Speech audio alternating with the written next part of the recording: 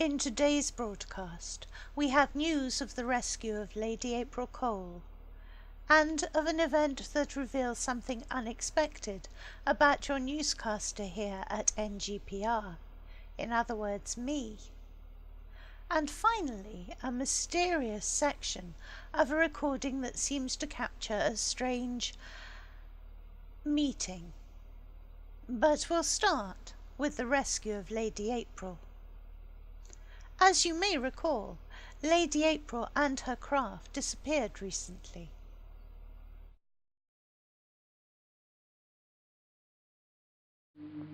Capsule log TTC Trevelyan, Lady Apridilivariaseris reporting. We are en route back from Arcadian Research Station 174 following a routine supply drop and data inspection. I am pleased to say that research at the station is progressing whoa.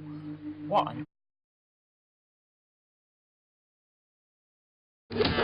Mayday, this is an SOS distress call from the TTC Trevelyan. We were hit by an explosion in the time vortex. Our sensors and engines are offline. Repeat, we are flying blind. Send help. Suspicion was thrown on House Cerulean and Councillor Mornington's recent acquisition of the star that the Arcadian space station was circling. This past weekend, a large team of eager recruits set out to rescue Lady April, an objective that was successfully achieved, although not without incident.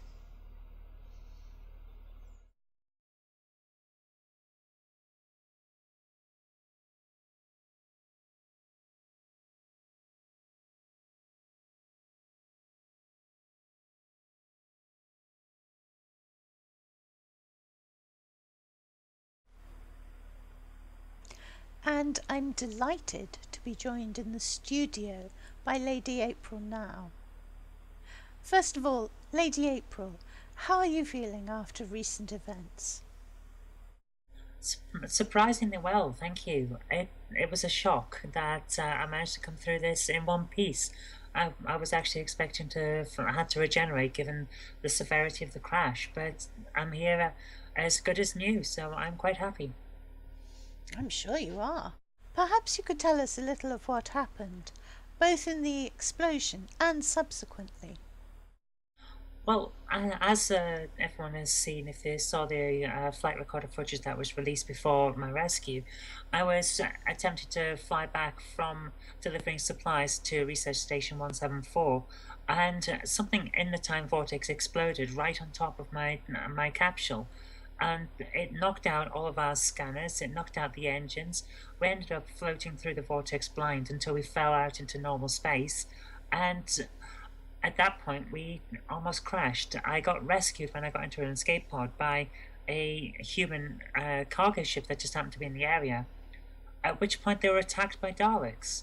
So I don't know whether the Daleks caused the explosion or whether the Daleks were in the area because the explosion had attracted them or what, but I went from bad situation to worse. Absolutely.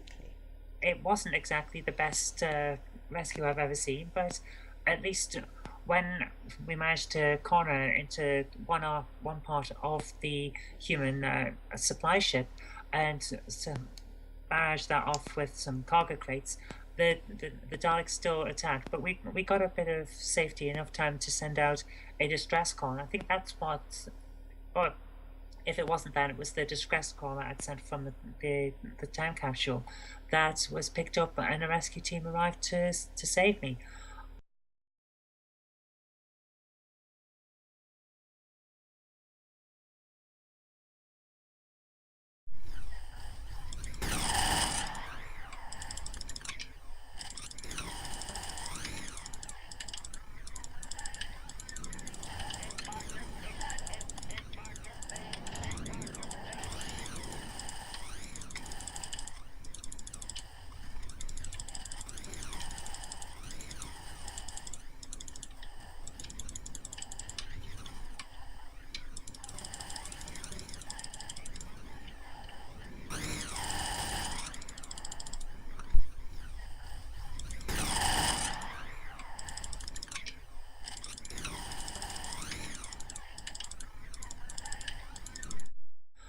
I'm sorry to say that the human crew weren't so lucky, but I came through it in one piece, and at least we've got a silver lining in that respect.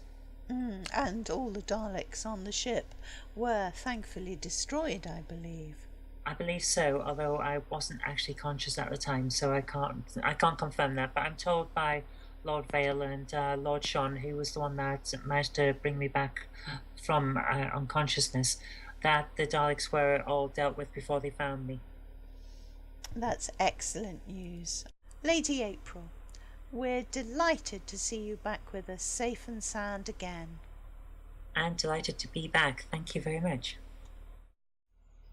And a full copy of Lady April's report will appear on the NGPR website.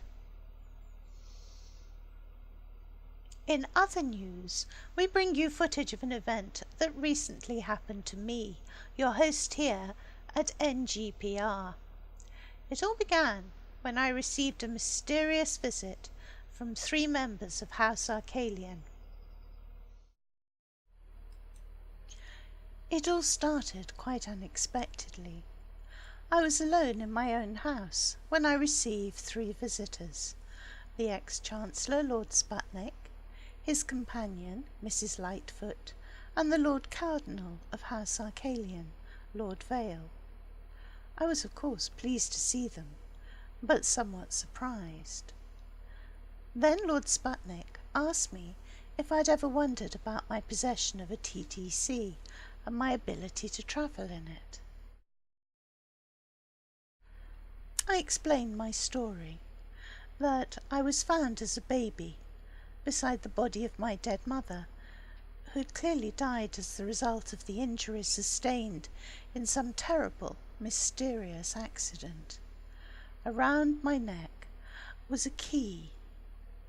It was given to me by after my adopted parents died. Foolish as it may sound, I went exploring the area where it was found, hoping to find some clue as to what had happened.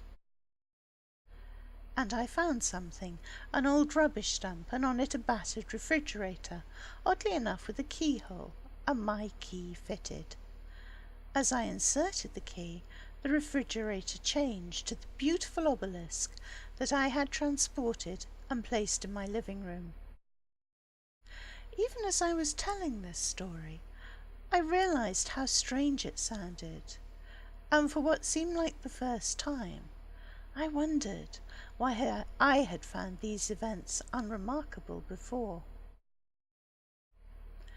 Then Lord Sputnik suggested gently that perhaps now was the time to take him to my TTC. There was something that I needed to see.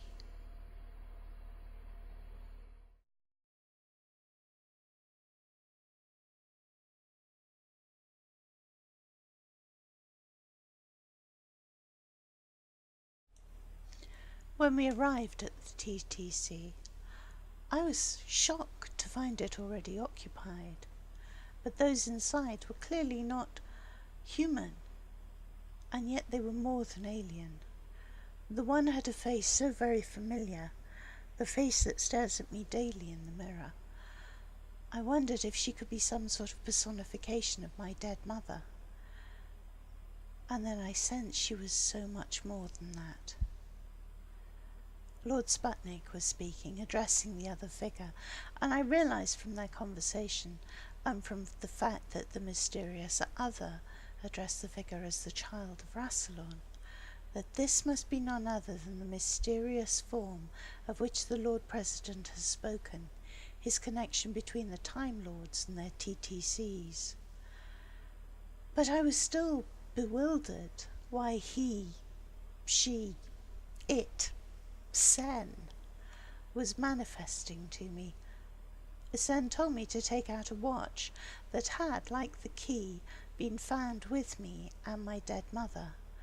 I had hoped that one day it might help me find my real father, and so I had always been reluctant to open it. But now Sen told me, and I knew even without his words what I must do. The watch opened and the power flooded me, the power of the Time Lords. But the questions remained. She spoke then, Sen giving her the power to address me, and her story nearly broke my heart.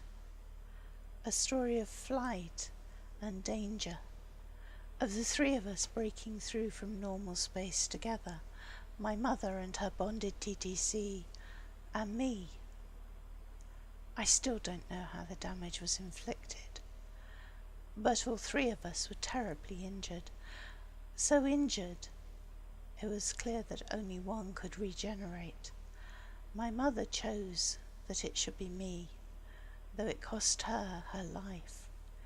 That was why, when we were found, I was uninjured. Young as I was, I had regenerated.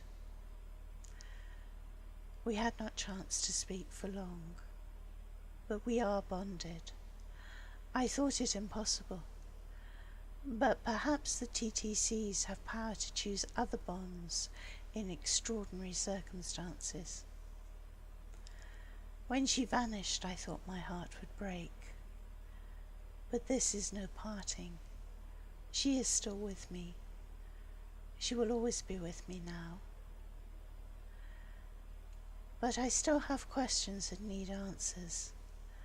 My chosen path as a journalist is the true one for me, I think. I need to know so many things about my own life and about hers, about them all, the mysterious TTCs which give us power, which give us life. The Emergence can be viewed in full on the NGPR website. Finally, we have received a short extract from what we believe to be a longer recording of a mysterious meeting.